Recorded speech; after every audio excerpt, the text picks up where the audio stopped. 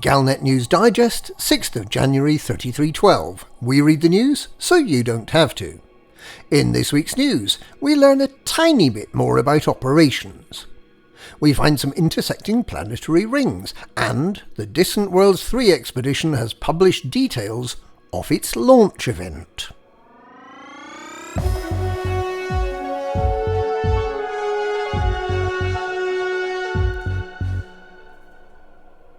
As far as we know, the forthcoming operations system could be introduced as early as February.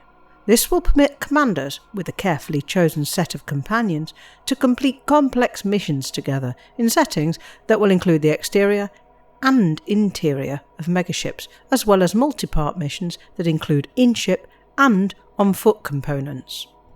Little is known about exactly how operations will work, but journalist and commander Charlie Hall has spoken to the Pilots Federation and has revealed a couple of new pieces of information. Firstly, commanders will not necessarily need to be in the same part of the galaxy to work together and complete an operations mission. They will have to be somewhere they can dock their ship, so this suggests an organisation a bit like Frontline Solutions will front up the operations system, allocating commanders to missions and getting them to the field of operation. It's not currently known whether commanders will be using their own ships and equipment or if they'll have resources allocated to them. Secondly, megaships don't have gravity. That doesn't mean that combatants will be floating around. They have mag boots to keep them firmly anchored to the floor, but it does mean that some aspects of combat will be different from fights in planetary settlements. Grenades, for example, will fly in a straight line rather than bouncing, so they'll just keep going until they hit something. More details about operations are expected to be released in the coming weeks.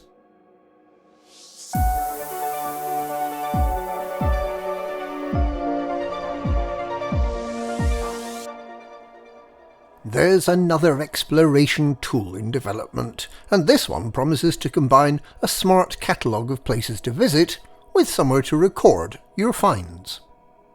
It's claimed that the Explorarium, which is being developed by Commander Richard M. Flurinitz, will be able to use data collected by previous explorers to identify interesting hidden discoveries, such as the very hottest landable planets that still have an atmosphere. One category of interesting phenomenon that the Explorarium will be able to find is overlapping planetary rings.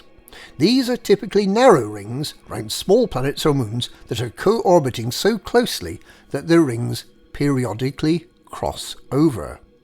This can be beautiful to observe close up, although Galnet News Digest reporter managed to visit one such system when the rings were slightly apart. Commander Regza has visited many more of these systems and has provided a stunning video to illustrate how lovely these locations can be. There's currently no release date for the Explorarium, but its developer claims it could be ready within the next month or so.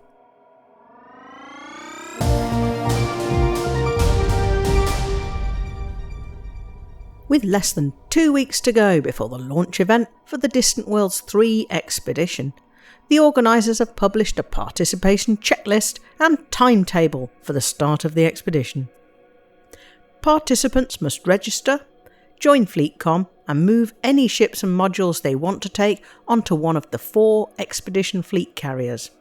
If you want to join in on the initial mass jump, you'll need to register for that separately. The launch will take place on the 19th of January in the Distant Worlds 3 headquarters system, NGC 1981 sector ZU-Y D27, and that's where the mass jump will happen. But after that, everyone needs to land on one of the fleet carriers and be transported to the currently unannounced Waypoint 1. The in-ship part of the expedition will then start from Waypoint 1 on the 1st of February. It's all a bit of a mystery tour, with plans a closely guarded secret, but it promises to be a fun event for commanders young and old. No height or age limits, but a ship with a decent jump range is highly recommended, and a willingness to jump about 5,000 light years per week for however long the expedition continues, unless that is you cunningly choose to hitch a lift on one of their carriers. And that's this week's Galnet News. Galnet News, we read the news so you don't have to.